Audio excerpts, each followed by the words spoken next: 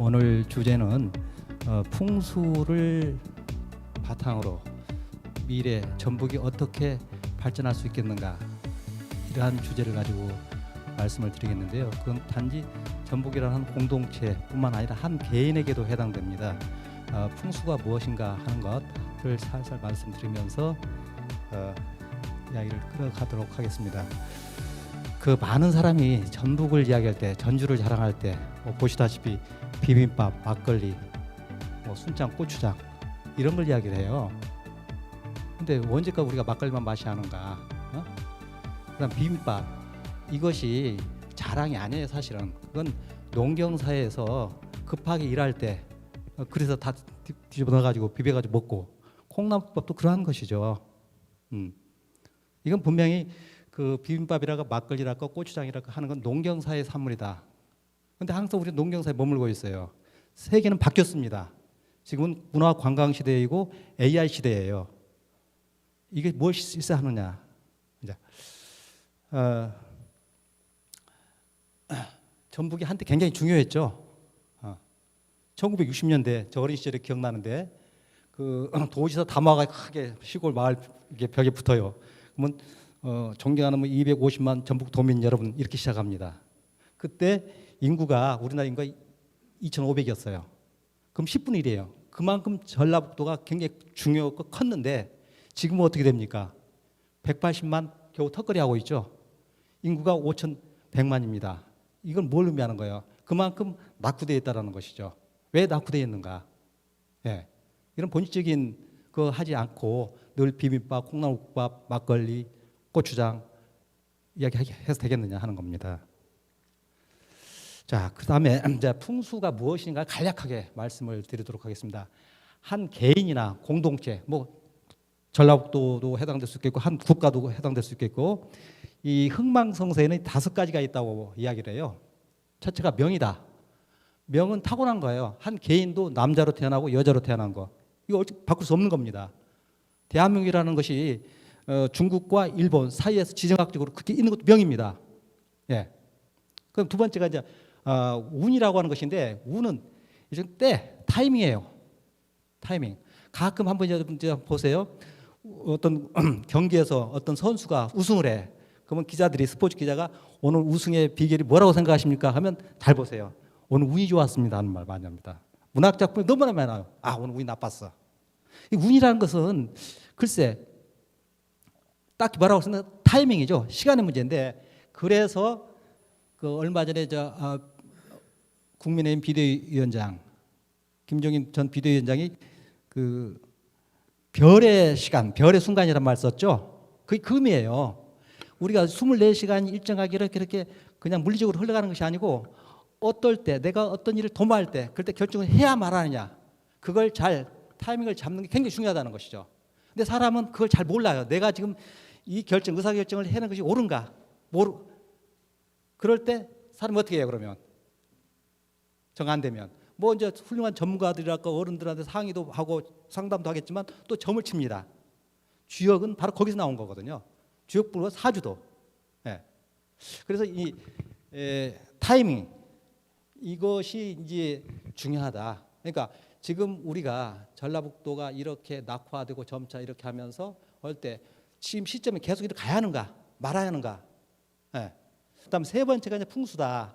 풍수는 지리와 지정학 또는 한 개인으로서 보면, 내가 부자가 되려면 부자들이 사는 곳으로 가야죠.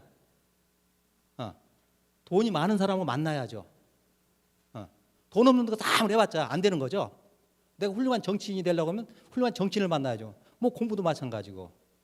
근데 이건 내가 선택할 수 있는 거거든요. 내가 털을 잡는 거죠. 자, 털을 미리 조금 말씀드리자면, 털은 구터, 구다는 것이죠. 절터, 그 다음에 일터, 장터, 시장 다 달라요. 그게 맞춰서 찾는다는 거죠. 예. 그다음 네 번째가 이제 적음덕인데, 이건 그 음덕을 쌓는다라는 말인데요. 이게 사람 인맥 쌓는 겁니다. 이게 쌀독에서 인심 난다고 돈이 좀 많은 동네에서는 사람 인심이 후해요. 없으면 굉장히 서로가 막 서로를 못 잡아먹어서 안달하고 시기하고 질투하잖아요. 그러니까 한 공동체가, 한 지방이 어떻게 발전하려면 이게 굉장히 중요하거든요. 하나의 어떤 동일한 가치관, 목적관을 가지고 함께 움직여줄 때 나가는데, 예. 그래서 이제 이 네 번째가 이제 인간관계, 인맥, 그다음 다섯 번째가 독서, 공부를 잘하는 것. 중요하죠. 우리가 이렇게 세계 뭐 IT 강국이 되고 뭐 이러한 것들도 대학 교육을 많이 시켰기 때문에 그러한 거죠. 또 한 개인으로 보면 그런데 이게 이 지식이나 공부 잘하는 것은 그렇게 결정적으로 못 봐요. 이 순서가 이렇게 되는데, 그런데 여기서 우리가 할 수 있는 것은 풍수와 음덕 쌓는 거, 인맥, 인화, 이것이라는 거죠. 예, 이것이 어떻게 이제 우리 전북과 관련해서 할 수 있는가는 좀 다시 말씀을 드리기로 하겠고요. 요 명과 운, 이것을 운명이라고 합니다. 근데 운명은 사실 바꿀 수가 없는 부분이 많아요. 근데 그걸 끊임없이 엿보려고 그래. 그 주역, 사주 뭐 이런 것을 가지고 점치려고 하는 거죠. 예, 그래서 이제 운명, 사주, 시간의 철학으로 저는 배웠는데 별의 순간, 우리가 어떻게 지금 이와 같은데 어떻게 변화를 해야 할 것이냐, 어떻게 변화를, 언제. 그 다음에 풍수는 공간의 철학, 공간을 재구성하는 거예요. 사실은 기존에 있는 공간을. 그러니까 아까 우리가 계속 농경사에 전제하고 농경사에서 계속 그것만 한다면 의미가 없는 거죠. 발전이 없는 것이죠. 예. 그래서 요걸 제가 하나 이 그림을 가지고 한번 보여드릴게요. 그림으로. 여기 그림이 하나 있습니다. 이렇게 이 그림이 산이 보이고 물이 보이죠. 근데 그 풍수에서는 산은 인물을 주관한다고 봐요. 좋은 산은 큰 인물이 나온다. 명산에서 인물 나온다. 인걸지령이다. 이런 말 많이 하죠. 근데 물은 재물로 봅니다. 그래서 부자가 되려면 택리지에도 나오는 이야기예요. 이중환의 택리지. 큰 부자가 되려면 강이나 바다로 가라. 근데 왜 그럴까요? 이게 옛날에는 전부 물류의 유통이 좋은 배로 움직였죠. 왜 군사량이 그렇게 커졌습니까? 일본 아이들이 호남에 쌀을 실어 나갔던 곳이죠. 아무튼 그래서 만약에 산에 가서 산다 하더라도 작은 도랑 계열에 있어야 2대 3대 간다 하는 이야기래요. 그래서 풍수의 핵심은 산과 물입니다. 그러면 전라북도가 앞으로 크게 되려면 어떻게 해야 할 것인가 한번 생각해 보셔요. 어떻게 계속 전주라는 이 안에서 머물러야 할 것인가, 아니면 바다로 나갈 것인가. 예. 자, 그런데 여기 보셔요. 새가 몇 마리 보이세요? 이게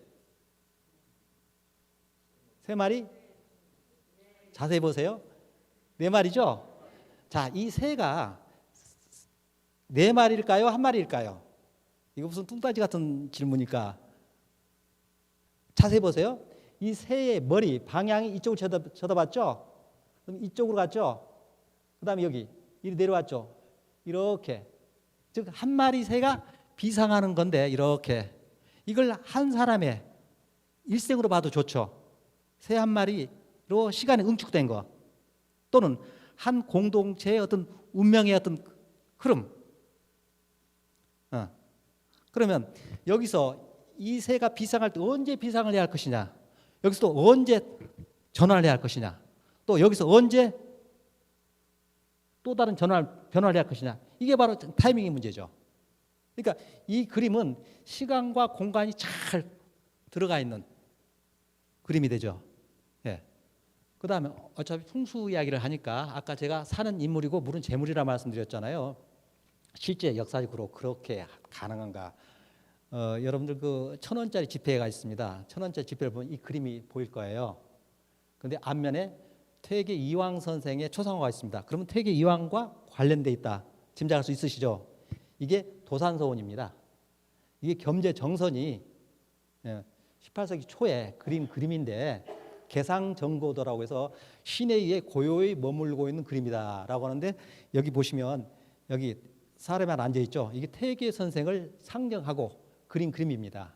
그러면 지금 가보시면 이 강 건너 잠수교가 있습니다. 잠수교에서 바라보면 이게 그대로 보여요. 물론 지금의 도산서원 모습은 다르죠. 근데 지금 가서 보시면 이게 도산서원인데 여기 바위가 보이시죠? 그럼 보시면 여기 바위 보이시죠? 이렇게. 자, 산이 쭉 내려옵니다. 이렇게 산이 내려와요. 이렇게. 산은 아까 인물이라고 했죠. 좋은 산은 인물이 계속 줄기차게 나온다. 그 다음에 물은 재물이라. 재물. 그러면 여기 산과 물이 만나는 곳, 이러한 곳이 가장 살기 좋은 곳이라고 이야기를 하죠. 지금 현재 여기는 세계문화유산에 등재가 돼서 서원이 앞으로 100년, 200년도 그대로 있을 겁니다. 혹시 이제 1,000원짜리, 5,000원짜리, 10,000원짜리, 50,000원짜리 지폐가 이제 더 이상 쓸모가 없죠. 만약에 그걸 소장 가치로 한다면 어떤 것이 가장 좋겠습니까? 1,000원짜리겠죠. 왜? 100년 후에도 가도 이 그림은 그대로 있을 테니까 그때 여러분께서 이 지폐를 가지고 갖고 손자, 손녀, 증손녀들 보여주면서 옛날 이게 화폐란다. 그리고 이게 바로 이 그림이란다. 라고 해도 의미가 있는 것이죠. 네, 이와 같은 것이 이제 그 풍수에서 어떤 이상적으로 생각하는 것, 인물과 재물이, 인물이 잘나도 돈이 없고 가난하면 궁핍하죠. 돈만 있고 무식하면 그것도 그렇죠. 예. 자, 그래서 우리가 항상 선택의 문제입니다. 산을 택할 것인가, 물을 택할 것인가. 근데 풍수 고전에서는 물을 넣는 것을 더 으뜸으로 봐요. 으뜸으로. 그래서 여기 내가에 사는 것이 강가에 사는 것만 못하고 강가에 사는 것이 바닷가에 사는 것보다 못하다라고 하는 말을 하죠. 이제 여기서 우리가 이제 새만금 문제도 한번 거론해 볼 필요가 있는데요. 새만금이 지금 30년 넘었습니다. 개발하겠다. 근데 개발됐습니까? 정권 바뀔 때마다 찔끔찔끔 하다가 말고 정부 요구 못하는 잠깐 들어주고 여수 밤바다 훨씬 늦게 개발 들어갔는데 지금 뭐 전국적 명소가 됐죠. 주말에는 표를 못 구해요. 뭔 문제인가? 결국 사람의 문제이거든요. 선택의 문제이고. 네. 또 그 우리 한반도 왕조를 봐도 그래요. 왕조를. 혹시 저기 보석에 대한 안목이 가장 높은 지역 혹은 도시가 있어요. 평양, 개성, 한양, 전주 어디 출신 여성들이 여인들이 보석에 대한 안목이 가장 높을까요? 앞으로 보석 시장은 굉장히 무궁하죠. 개성입니다. 개성 출신 여자들이 보석에 대한 안목이 굉장히 높아요. 왜 그럴까요? 개성은 고려 왕조의 도읍지였어요. 그리고 고려는 국제 도시였어요.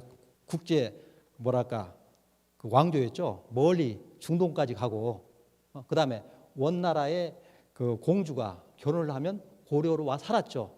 원나라 공주가 올 때 바리바리 정말 각종 폐물을 많이 갖고 왔겠죠.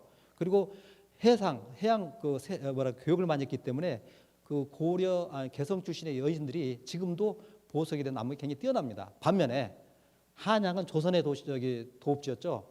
근데 조선은 국교를 유교로 했어요. 그래서 이게 치자가는 거, 보석 차는 거, 이건 기생이 나는 것으로 이렇게 폄훼를 했죠. 그러니까 발달할 수가 없었던 거죠.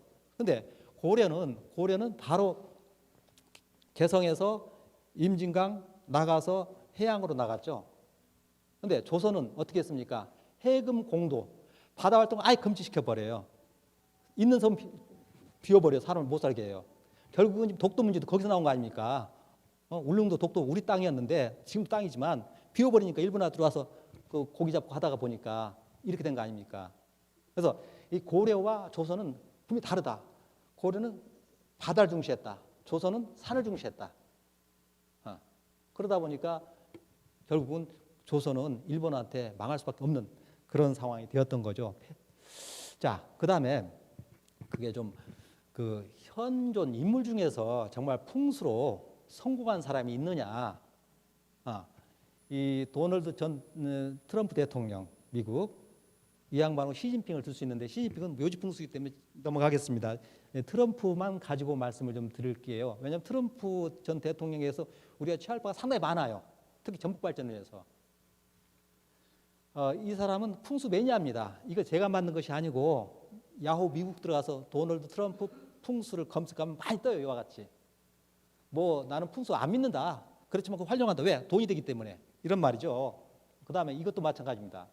그 다음에 트럼프 풍수는 뭐냐? 이 양반이 그 자기 할아버지가 독일 마인츠 부근에 가난한 출신이에요. 미국 이민이야. 그러니까 트럼프 할아버지가 미국에 이민 온 사람이에요. 가난한 사람이. 근데 3대 만에 미국 대통령 자리를 거머쥐었잖아요. 세계 가장 부자가 됐습니다. 근데 보니까 트럼프 아버지가 부동산업 벌렸어요. 우리나라도 너무나 많은 부동산업 많이 있잖아요. 뭐 기획부동산부터 시작해서. 근데 가만히 보니까 이 부동산업을 하려면 뭐 건물 짓고 분양할 때 내 돈 들이고 하는 거 아니거든. 은행에서 대출 받아서 분양하고 갚고 남고 이런 거야. 아, 괜찮겠다. 근데 트럼프만 그 생각했겠습니까? 많은 사람이 그 생각하죠. 근데 부동산을 손에 댔다가 실패한 더 많아요. 성공한 사람보다. 근데 트럼프는 딱 생각한 거예요. 자, 누구를 그 소비자층으로 할 것이냐. 뭐 어떻게 합니까? 아까 풍수에서 말했죠. 돈을 벌려면 누구를 만나라. 돈 많은 사람 만나라 하는 거 아닙니까?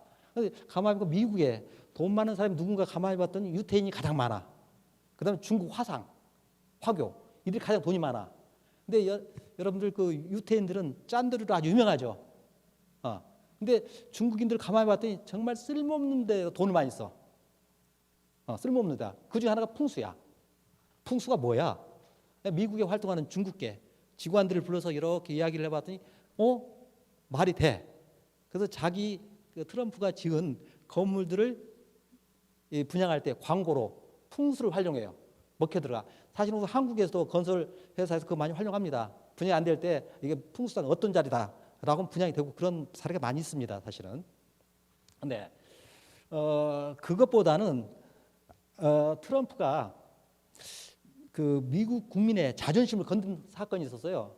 뭐냐면 그 당시에 최초로 말레이시아 쿠알라룸푸르에 세계 최고의 최고층의 그 마철루 초고층 건물이 들어섰습니다. 근데 그 말레이시아는 이슬람교도예요. 이슬람 국가야. 또 두바이 890m인가요? 세계 최고층이 들어섰어. 그것도 이슬람이야. 근데 지금도 끝까지 옛날 십자군 전쟁 이후 지금까지 이슬람과 기독교 싸움 아닙니까? 이게 어떻게 보면은. 그러니까 이건 미국 입장에서는 세계 최강국의 나라인데 자존심 상하는 거야. 그래서 트럼프가 했던 게 뭐냐면 트럼프가 했던 것이 세계 최고의 빌딩 미국으로 아메리카 퍼스트의 최고층 650m 그 고층 최고층 아파트를 짓겠다고 공언을 합니다. 시카고에. 근데 못 졌죠. 450m로 줄어들긴 했으나 그게 이제 그 미국 입장 자존심을 슬슬 이슬람에서 건드려진 것을 그렇게 이렇게 자존심을 세운 거죠. 그것이 하나 있고 그 트럼프가 그것 때문에 그건 아니고 그 아파트를 분양할 때 여러분들 저 아파트를 내가 사야 한다면 한 가정에서 누가 의사결정합니까? 남편이 아내가 되게 아내가 결정하죠. 예. 그러면 옛날에는 아내들이 주부가 가서 이제 아파트를 봐 이렇게 못 들어서 가서 보고 그럼 가장 먼저 많이 보는 게 뭘까요? 옛날에는 부엌이라고 있어. 부엌이 중요했습니다 한때는. 근데 지금 중요하지 않아요. 옛날에는 우리가 삼시세끼 밥을 다 해먹었습니다. 도시락 싸갖고 다니고 냉장고도 없고 냉동고도 없고. 그러면 어떻게 돼? 이 음식 보관이라 굉장히 중요합니다. 근데 지금 거의 밥 안 먹잖아요. 그 냉동고 너무나 많아. 그다음에 인스턴트 너무나 많아. 이게 부엌 의미가 확 줄어들었던 거죠. 근데 그 주부 입장에서 뭐 요즘은 그렇지만 손님들을 뭐 초대하고 그러지도 않지만 집으로 손님이 왔을 때 가장 보여주기가 조금 거북스러운 곳이 어디입니까? 화장실이에요. 화장실을 호텔급으로 만들어 버립니다. 트럼프가 지은 아파트에서. 그러니까 주부들이 와서 거기서 병원 가는 거야. 그런 것들이 이제 풍수를 활용한 것이죠. 그러니까 풍수는 한 개인의 집에서부터 국가, 한 기업에까지 여러 가지로 활용할 수 있다라는 것이죠. 그게 변화이거든요. 그 다음에 왜 이 말씀을 드리냐면 전주가 지금 너무나 그렇게 침체랄까 변화가 없어요. 변화가 해야 하는데 그럼 변화 계기가 줘야 하는데 저도 전주에서 중학교 고등학교를 다녔는데요. 여기 남노송동에다가 그 방을 하나 얻어서 누나하고 자취를 했어요. 근데 얼마 전에 가보니까 그 집이 그대로 있어. 몇십 년 건물이. 제가 순창에 고향이 거기 주소를 거기 살고 있습니다. 가면 갈수록 뭔가 새로워져야 하는데 시골 말이 더 없어지고 축사만 늘어서 이게 뭘 의미하는가? 이것이 쇠퇴하는 거 아니냐? 근데 이제 롯데 창업주 이야기예요. 그 신격 회장 얼마 전에 2년 전에 돌아가셨는데 이분이 잠실에다가 그 123층 마철루를 세운다고 하니까 임원들이 다 반대했어요. 왜 반대했을까요? 너무나 비싸고 뭐 건축도 많이 들고 효과도 미미할 거고. 그때 이분이 한 것이 뭐냐면 관광이 미래 우리 먹거리다. 근데 언제까지 경복궁 보여줄 것이냐? 경복궁 가봐라. 일본에 그 일왕 사는 곳 한번 비교해 보셔요. 또 중국에 자금산 가보셔요. 이 경복궁이란 무슨 한 개인의 집 그 정도밖에 안 되잖아요. 규모가. 높이 올려줘야 사람은 간다. 그러잖아요. 옛날 시골에서 그 남산타워 한번 가면 큰 자랑했잖아요. 80년대 63빌딩 올라가면 큰 자랑을 했잖아요. 지금은 123층 그렇게 할 수 있다 한다는 거죠. 실제 그렇습니다. 그러면 우리 민족에게 풍수는 어떤 것이냐? 풍수는 중국 거 아니냐? 혹은 뭐 요즘 뭐 미국, 일본에서 유행하는 거 아니냐 하는데 풍수는 우리 삶과 아주 불가불의 어떤 관계에 있어요. 자, 이건 2000년도죠. 수능고사, 인문계, 자연계 공통 문제인데 이걸 다 풀면 너무 시간이 많이 걸리고 요 문장 지문 하나만 가지고 말씀을 드리면 아마 여러분들께서 풍수가 무엇인가를 이해할 수 있을 것입니다. 마을과 그을 때는 배가 떠다니는 행주형의 지세로서 우물을 파는 것은 배에 구멍을 내는 것 같아서 우물을 파지 않는다. 아마 시골에 사는 사람 또는 전주도 행주형이란 말 많이 하죠. 여기는 뭐 새가 날아가는 전국이다. 그래서 그 성물을 올리면 뭐 안 된다더라. 또는 이건 맹호 출림형이라든가 이런 얘기 많이 들어요. 그게 과연 의미가 있는 것인가? 그럼 행주형, 배가 떠나가는 형구는 어떤 것이냐? 여기 보시면 이렇게 삼면이 강으로 둘러싸여 있으면 이걸 배로 봅니다. 배로. 문학적 유사함을 엿볼 수 있겠죠. 하회마을은 이렇게 돼 있는데 너무나 규모가 커서 한 컷에 들어오지 않아서 제가 더 작은 곳을 이렇게 소개하는데요. 예천 회령포, 의성포라고 하죠. 자, 배에 이 구멍을 뚫어. 그럼 배가 침몰하죠. 이 행주형의 지세에 샘을 파. 그러면 침몰한다. 이게 말이 되느냐? 문학적 비유는 가능하나. 근데 자세히 보셔요. 자, 행주형은 이렇게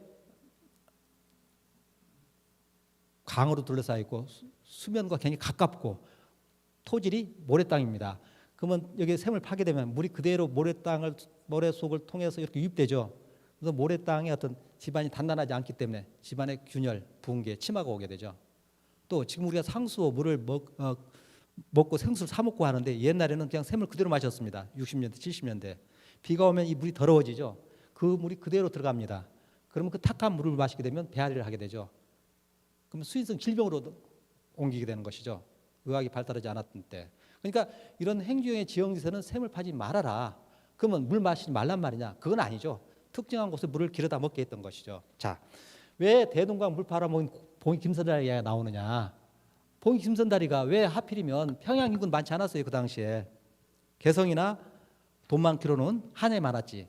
그럼 한강물 팔아먹거나 임진강물 팔아먹지. 근데 여기 보시다시피 이게 좀 민화풍 지도인데요. 대동문 보이시고 여기 물장수 이렇게 보이시죠? 물을 길어나는 거예요. 이렇게. 그러면 왜 그러느냐?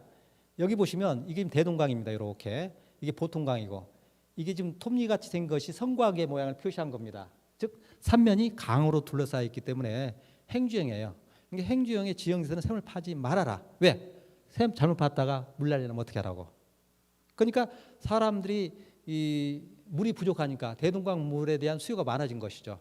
그것을 상품화한 겁니다. 그러니까 봉이 김선달을 사기꾼으로 봐서는 안 되고 정말 그 이지에 밝은 사업에 감이 촉 있는 사람으로 봐야죠. 자, 여기 부안도 사실은 행주형입니다. 이게 가다 오다 보셨을 때 담양에 가보시면 이런 석탑이 있습니다. 이게 원래 사실은 당간 지주로서 절에 있는 거예요. 근데 육당 천암선 선생이 심준순례라고 1925년도에 서울에서 호남을 이렇게 답사를 합니다. 순례는 성스러운 곳을 이렇게 참배하는 걸 순례라고 합니다. 우리가 성지순례란 말 하잖아요. 호남을 육당 천암선도 그렇게 봤던 거예요. 국토순례인데 호남순례예요. 근데 여기를 가서 보니까 이게 하나 있어요. 이렇게 이게 뭐냐 하고 촐로한테 물었더니 여기가 옛날에 굉장히 가난했다. 그런데 딱 어떤 지사가 도사가 지나가다 보니까 이게 행주영의 지세더라. 담양 가시면 그 천이 그 관방 재림이 있죠. 그러면 행주영은 도시 있어야 한다. 돛대가 없으니까 배가 순항을 못한다. 이걸 세우면 부자가 된다더라. 그래서 돛대를 세웠대요. 근데 실제 부자가 됐대. 이게 말이 되는 이야기입니까? 근데 담양은 지금도 부자 동네예요.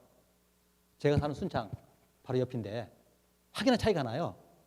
그건 누구 탓일까? 이것도 또한 그곳 사람들의 어떤 지도자들의 능력이죠. 그럼 어떻게 했느냐? 행중은 배를 전제하잖아요. 배는 뭘 싣습니까? 사람보다는 화물을 많이 실어요. 화물을 실려면 장사를 해야 할 거 아닙니까? 장사를. 그때부터 쌀 장사할 수 있는 것도 아니고 보니까 담양이 뭐가 많아요? 대나무가 많아요. 대나무로 죽제품을 만듭니다. 그래서 1930년대 이 대나무가 어디까지 수출이 되냐면 몽고까지 수출됐답니다. 1930년대에 개성 다음으로 담양이 세 골 많이 냈대요. 그러니까 뭐예요? 뭐 제가 사는 순창이나 담양이나 다 지근의 거리인데 여기는 순창 계속 쌀농사만 짓고 소나 키우고 지금까지 오는 거예요. 반면에 여기는 공업으로 바꾼 거죠. 이게 변화인 거죠. 그러니까 동일한 땅을 어떻게 쓰느냐, 어떤 변화를 가져오느냐 하는 것이죠. 이런 관점에서 항상 우리가 오늘 전북의 발전이라는 걸 가지고 주제로 이렇게 하는데 항상 생각을 좀 해봐야 하겠다는 생각입니다. 자, 그다음에 어차피 오늘 풍수를 꼭 전북의 발전도 중요하지만 풍수는 무엇을 의미하는가 정말 명당이랑 있는 거야. 자꾸 이제 그 의문 떠오를 거예요. 그러면 자, 이 두 가지 그림을 하나 보여드릴게요. 이 그림 하나하고 이 그림 하나하고 만약에 여러분들께서 선택을 하신다면 어떤 것을 선택하시겠느냐 하는 거죠. 자, 이 그림은 사방의 산이 이렇게 감싸고 있습니다.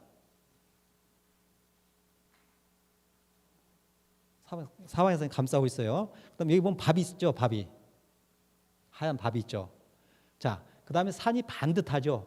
산 넘어 산이 쭉 연결되죠. 아까 산은 뭐라? 인물을 주관한다. 좋은 산은 인물을 많이 배출한다. 그다음 물은 재물을 상징한다. 재물을 늘려준다. 이 두 물이 합쳐지는 곳에 뭐가 있습니까? 물이 합쳐지는 거 뭘 의미한다? 재물이 모인다. 여러분들 그 가끔 큰 물에서 놀아라 한 말 들어봤죠? 큰 물에서 놀아라. 큰 물이 뭡니까? 이런 걸 의미하는 거예요. 오리가 헤엄치러 온 것이 아닙니다. 먹거리가 있기 때문에 온 거죠. 먹거리가. 그러니까 인물과 재물이 풍성한 땅이고 사방의 산이 감싸니까 바람막이가 잘 되니까 이 밥이 보온 밥솥 효과를 갖게 되겠죠. 따뜻한 밥입니다. 따뜻한 밥 먹는 곳이에요, 여기는. 근데 이 그림은 이거 동일한 화가가 그린 겁니다. 그래서 이 그림은 저기 리움 박물관 최근에 그 이건희 회장이 작고하면서 많은 미술품들 그 국가에 기증해서 여러 뭐 박물관에 이렇게 이제 하게 되는데 이 그림도 원래 거기에 소장된 그림입니다. 이 그림이. 근데 이 그림도 동일한 화가가 그린 그림인데 보셔요. 산이 쪼개져 있죠.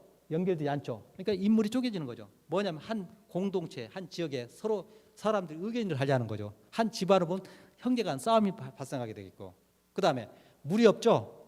물이 없으니까 재물이 없죠. 그 다음에 앞에 산이 막아주지 않으니까 바람이 들락날락하면서 어떻게 돼? 밥을 식은 밥 만들어 버렸죠. 찬밥.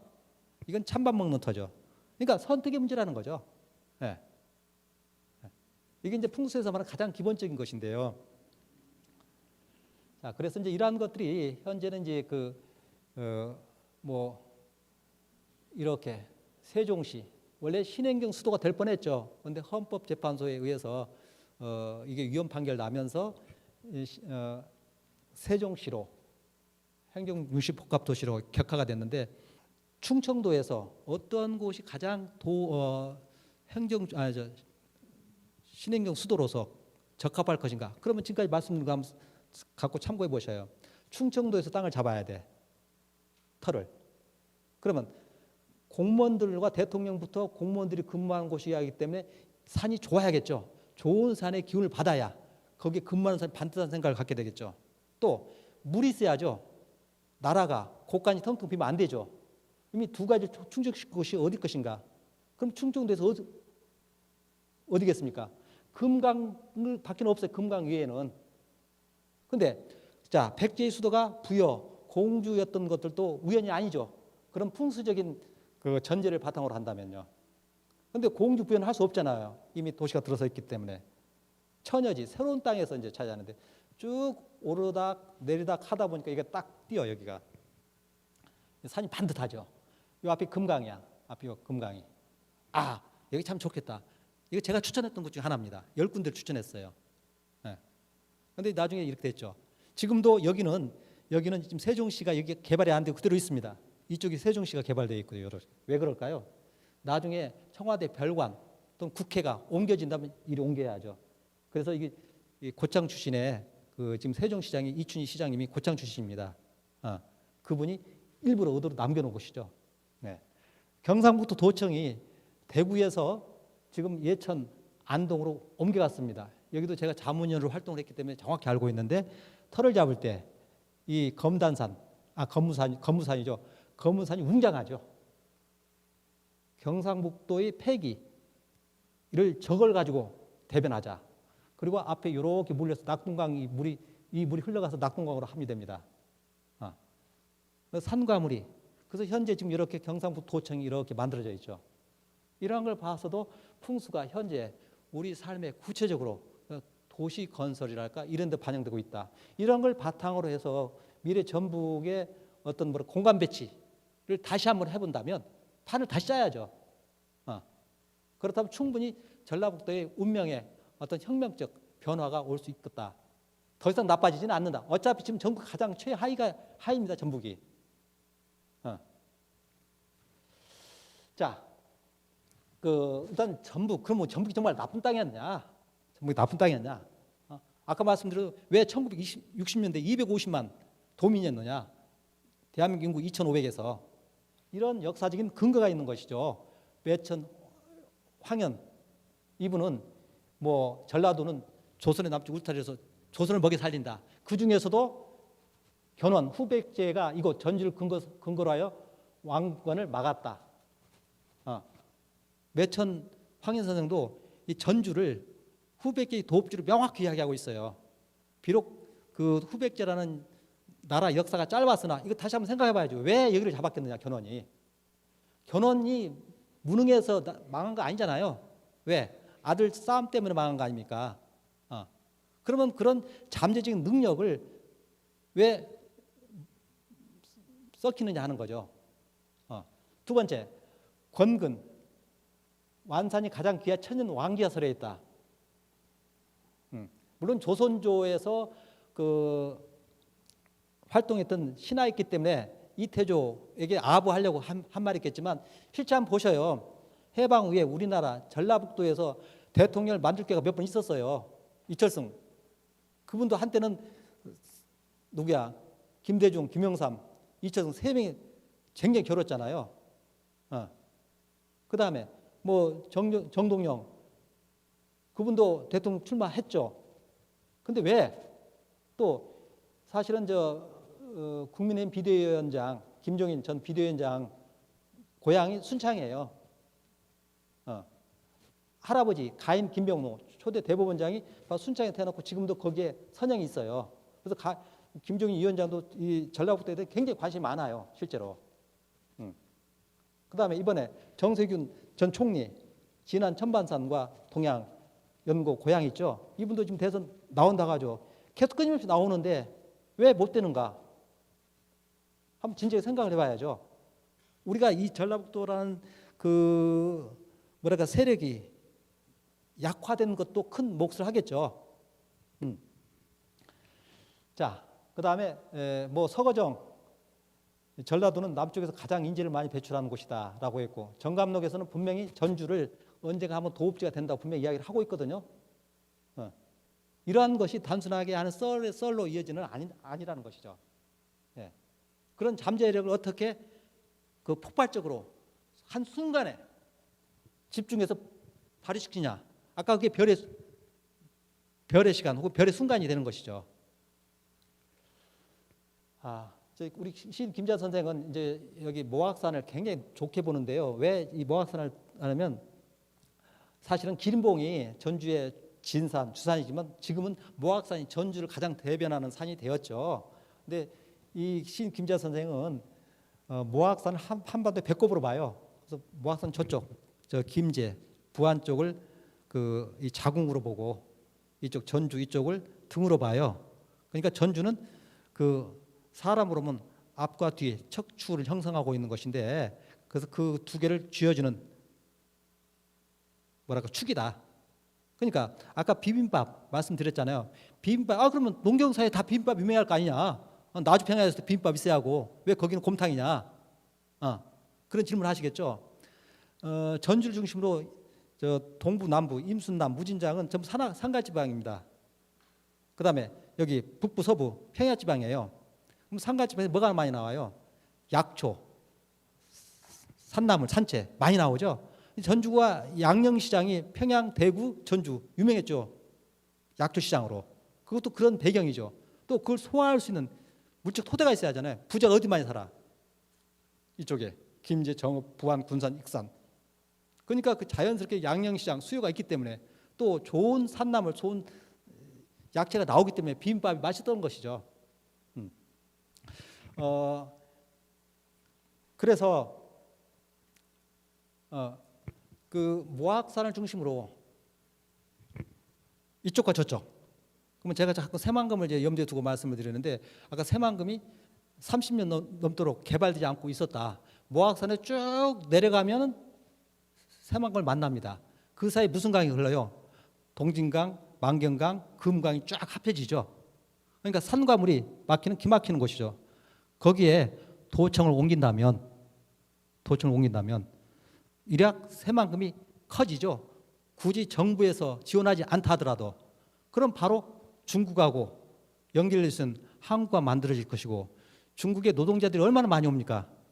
앞으로 많이 당장 올 거예요. 그러면 중국의 노동자들이 월요일 날 출근해가고 배 타고 와가지고 금요일까지 하고 퇴근하고 갈 수 있고 이게 만들면 되는 것이죠.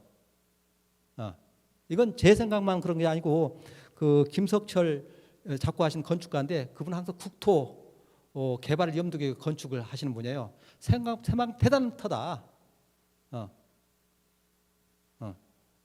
동아시아의 지중해가 될 수 있다. 이건 제 생각. 아까 김석철 그 건축가 작고하신 그분뿐만 아니라 동국대에서 해양 역사학자 윤명철 선생이 자꾸 하시는 말씀인데 왜 새만 그 좋은 땅 두고 묵히느냐? 그분은 전북 사람 아니에요. 저 만날 때마다 그 이야기 하세요. 동아시아의 지중해를 만들 수 있다. 예. 그래서 자 다시 이제 정리하자면 뭐 반복되는 이야기겠습니다만 이렇게 우리의 도세가 약화됐는데 그게 왜 약해졌느냐? 결정적인 이유는 우리가 농업사에서 산업사회, 그 지금 문화 관광 AI 시대로 갔는데 우리는 항상 여기서 머물고 있다는 거죠. 자꾸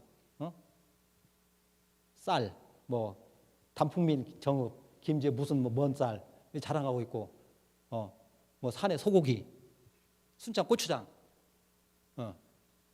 근데 사실은요, 제가 많은 곳을 답사를 하잖아요.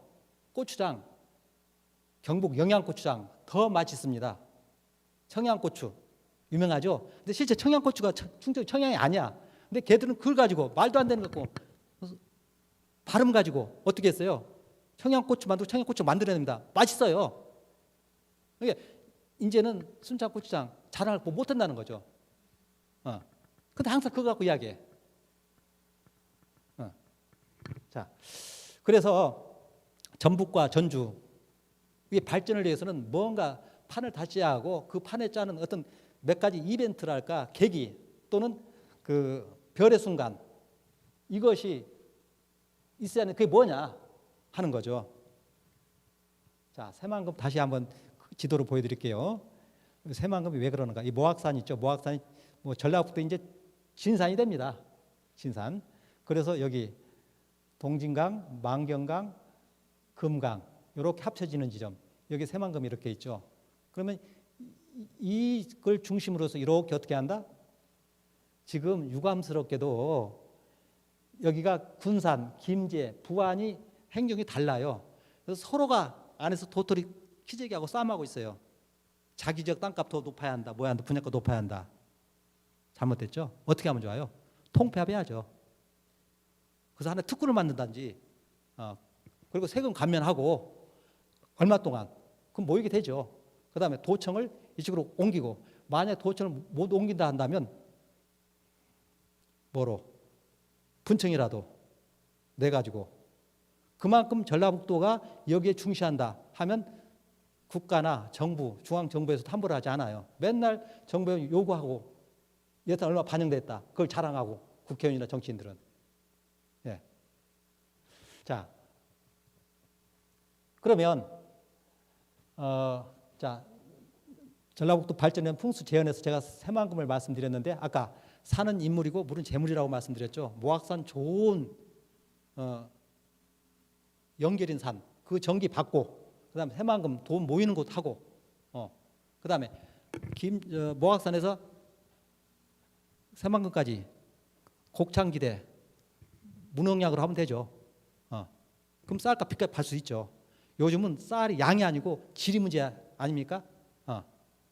근데 끊임없이 뭐 제가 사는 순창도 마찬가지고 농약 치고 뭐 치고, 그 옆에는 뭐 우물, 뭐 축사 단지 악취 풍기고, 그다음에 군산, 김제, 부안 이거 지역 이기주 타파하고 하나로 만들어야 하고 통폐합하고, 전주, 완주 하나 통합해야죠. 그다음에 제가 이제 제가 사는 제 고향 이야기를 안 할 수밖에 없습니다. 그게 가장 편하고, 순창 인구가 3만이 안 돼, 2만 얼마밖에 안 돼요. 군수 있어요. 뭐 군 의장 뽑아요, 4년마다. 그리고 선거 끝나면 꼭 뭐 검찰에 뭐 고소당하고 뭐하고 그다음 서로 싸우고 후보자들끼리. 무진장, 임순남 인구 얼마입니까? 거기 대개 3만 안 돼요. 그거 왜 통합 못합니까? 그리고 또 하나, 풍순학 바구미라고 있잖아요. 가끔 시골에, 저도 시골 살다가 면사무소에 볼일서 가요. 가서 뭐 물어보면 이장한테 물어보세요. 그럼 면사무 직원은 왜 있습니까 거기에? 예컨대 임순남 무진장 재정 자립도 10%도 안 되는 걸 알고 있어요. 공무원 월급도 못 주면서 왜 그걸 합니까? 과감하게 도지사나 아니면 전북에서 다른 데 신경 쓰지 말고 과감 통폐합해야죠. 북한은요 면단이 없어요. 진입 폐지했어요. 충분하다는 거예요. 왜? 인터넷 발전돼 있지, 교통 발전돼 있지, 충분히 가능하다는 거죠. 이런 것들이 전제되지 않으면 전북은, 그 다음에 아까 말씀드린 대로 새만금에 공항이 생긴 것도 중요하죠. 그렇지만 KTX가 먼저 들어서야죠. 거기서 끝나는 것이 아니고 서해로 돌아서 여수, 한려수도 쭉 관광벨트를 엮어놓는다면 되죠. 올해 내년이 안 된다고 10년 잡으면 됩니다. 여수 10년에 그렇게 발전했거든요. 자, 그러면 아마 여러분들 이제 그런 질문할 거예요. 이 전주 그나마 인구 50도 안 되는 뭐 이런 작은 도시에서 도청 빠져나가면 전주도 공동화되지 않느냐? 공동화되냐? 아까 말씀드렸죠. 매천 황현 선생은 전주를 도읍지로 봤어요. 그러니까 지금 전주에 전라북도 관찰사 가명이 들어섰죠. 복원됐죠. 잘한 거예요. 부에 가면요, 백제 궁궐이 만들어져 있습니다. 백제 궁이 있어요. 그거 제가 20년 전에 문화재 전문위원 할 때, 위원이 아니고 그 우리 문화재 위원들 전문위원 함께 쫙 거기서 시찰을 간 적이 있어서, 마침 건물을 짓고 있어. 그 건물을 짓는 모습을 보니까 완전히 일본식이야. 거기에 뭐 건축가 전문가 뭐 여러 사람 있을 거 아닙니까? 우리도 물었죠. 왜 저 일본식이냐? 그랬더니 역시 답이 어떤 답에 따라 달라져요. 백제의 건축이 일본으로 건너갔다. 그렇기 때문에 일본의 건축은 백제 것이다. 그렇기 때문에 우리는 일본 것이 아니고 원래 우리 모습을 복원하는 거다. 말 돼. 그런데 지금 가보세요. 완전히 궁궐이에요. 그러면 지금 태어난 어린아이들은, 초등학생들은, 저는 그걸 지어지는 것을 알았기 때문에 그것이 현재 지어진 것으로 착각을 안 하지만, 지금 어린아이들 가면 저게 옛날 궁궐 지어진 것이구나, 백제 것이구나 착각을 해요. 그 착각이 나쁜 거 아니에요. 관광객들 옵니다. 일본 사람 많이 와요 또. 그러면 후백제 궁궐 만들면 되죠. 전라가면 따로 두고 어디에?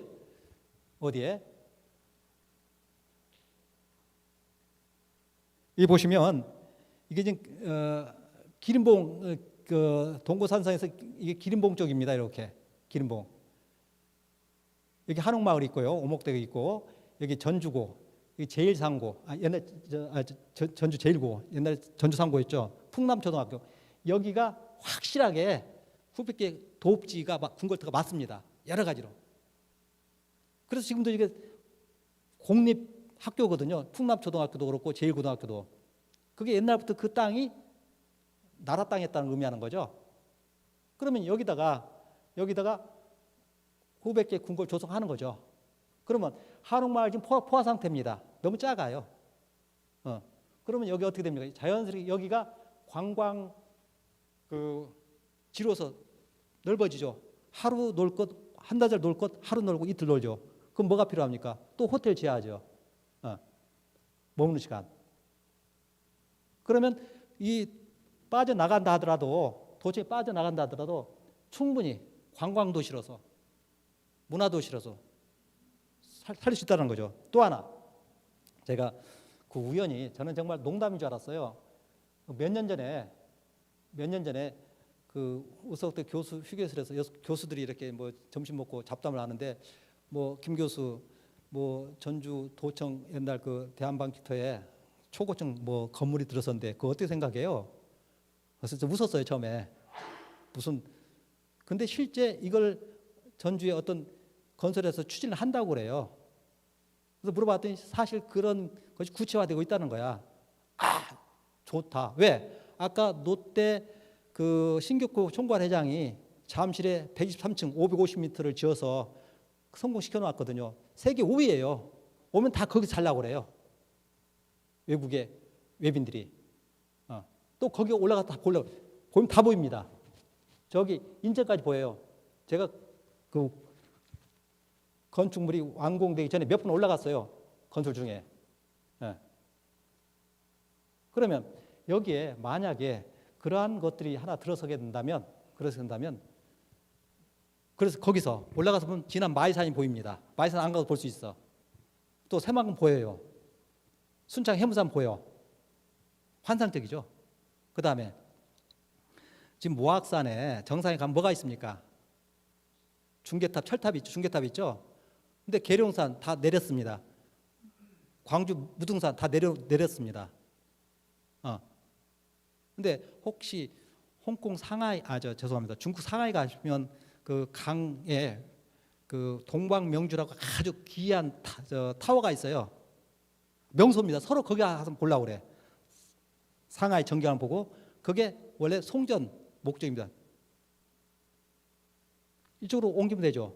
많은 사람이 모악산에 철탑을 박아서 전주에 인물이 정체되고 있다라는 것도 그것이 실제 그런지 아닌지는 모르겠으나 그 심리적인 효과는 굉장히 크죠. 사람들이 주는. 그래서 저는 이 전주타워 반드시 필요하다. 이것은 너무나 많은 관광객들 부를 뿐 아니라 이 왜소화되고 정체화된 전주, 전라북도를 전국에 드러날 수 있는 계기가 된다. 이 생각을 하게 되는 것입니다. 이게 풍수는 뭐냐면 결론 삼아서 말씀드리자면은 뭔가 변화를 해야겠고 변화는 통폐합도 필요한 것이고 입체적 평면적을 입체적으로 올리는 것도 필요하고 그다음에 그 가장 그 지금까지 전북의 중심지 그건 뭘 의미했습니까? 도지사, 관차사 머물렀던 것이 하지만 그것을 이제는 아니다. 자, 중국의 큰 도시 베이징, 상하이 어디가 더 큰 부자고 문화의 도시입니까? 상하이죠. 그러면 전주는 그렇게 만들자는 거죠. 왜? 아주 오랫동안 문화의 도시고 역사의 도시였으니까. 그런 문화 관광으로 만들고 정치나 행정은 저쪽을 빼도 충분하다 하는 겁니다. 신라 선덕여왕 때 그 고구려하고 백제 끊임없이 신라를 쳐요. 그래서 40개 여기 성이 빼앗겨요. 선덕여왕 12년에. 그러니까 이제 그때도 신라가 당나라한테 구원 요청을 해요. 그러니까 당태종이 뭐라고 했냐면 야, 네가 여자가 임금하고 있으니까 이웃나라를 우습게 본 거야. 너 물러나. 힘들지? 내가 도와줄게. 우리 왕족 중 하나를 보내서 왕을 시켜줄게. 왕 혼자 하기 힘들 거야. 군대를 따라 보낼게. 그게 무슨 말입니까 그게? 식민지 만들겠다는 거예요. 총독 보내겠다는 거죠. 선덕여왕 입장에서 이게 황당해. 근데 또 신라 안에서도 그렇게 그 당태종의 의견에 동조한 사람이 많았어요. 선동량을 반대하는 세력들이 그 대표적인 것이 이제 김춘추, 김유신, 그 아버지 김용수 이런 세력들이죠.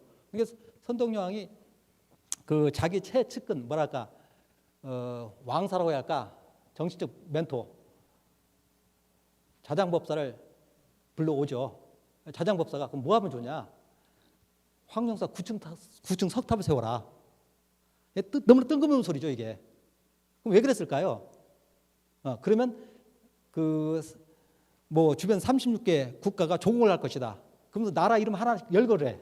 이런 나라가 조공할 이런 나라가 조공할 것이고. 자, 9층 그 목탑 하나 세운다고 그렇게 될 것인가? 자, 목탑을 세우려면요 많은 돈이 필요해요. 그러면 그래서 충성도를 가늠하는 겁니다. 그 귀족이나 이런 사람이 내가 이 건물을 세우려는데 돈 얼마를 낼래? 그래서 적과 피아를 분명히 구별하죠. 뭐 눈치 안 볼 수 없죠. 내죠. 그러면서 귀족들의 세력을 약화시키면서 그걸 통해서 선동량은 권력에 아니면 관심의 초점을 자기에 응축시키면서 높은 사업을 세우고 그럼 백성들한테는 뭐예요? 그게 국력의 상징이거든요. 선동량은 저렇구나. 그리고 다른 나라에도 저렇게 분명한 의지가 있구나. 그러면서 또한 뭐가 돼요? 지금도 고층 탑을 세우려면요 정말 온갖 기술이 다 들어가야 돼요. 과학의 발전입니다. 높은 건물 하나 지려면. 그러면 나중에 그 기술을 어떻게 다른 수출하는 것이죠. 수출하는. 롯데가 그러한 것이죠. 예컨대. 그래서 백제의 아비지가 가서 지은 거 아닙니까? 그러면서 이게 국론이 어떻게 됩니까? 하나로 다시 통일돼요. 그리고 30년 만에 고구려 백제를 정복하고 통일했잖아요. 그러니까 우리가 탑 하나 세운다, 건물 하나 세운다, 하나 옮긴다 이러한 것들이 그 긍정적인 효과로 영향을 줬을 때는 큰 정말 파괴적인 폭발적인 결과물을 가져올 수 있다는 것이죠. 예, 뭐 제가 너무나 길게 이야기했는지 모르겠습니다. 제가 또 저희 풍수적 소견을 이렇게 하나의 토론의 주제로 제시한 것입니다. 이게 제가 뭐 강하게 이게 옳다라는 건 아니고요. 좋은 기회, 토론의 기회를 주셔서 감사드립니다.